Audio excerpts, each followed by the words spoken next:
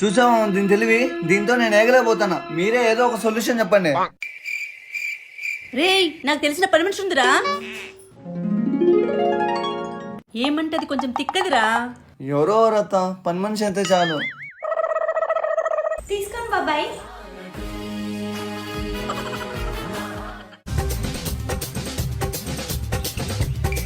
ఎవరమ్మా మీరు?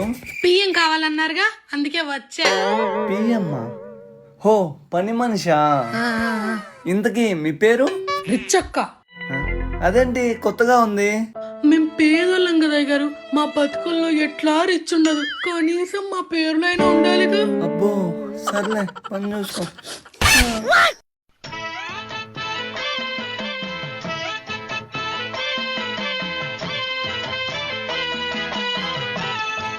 వీళ్ళిచ్చే 3000కి గుడ్డు చక్కెర చెప్పించుకుంటున్నారు. ముందు వీళ్ళ సంగతి చెప్తా.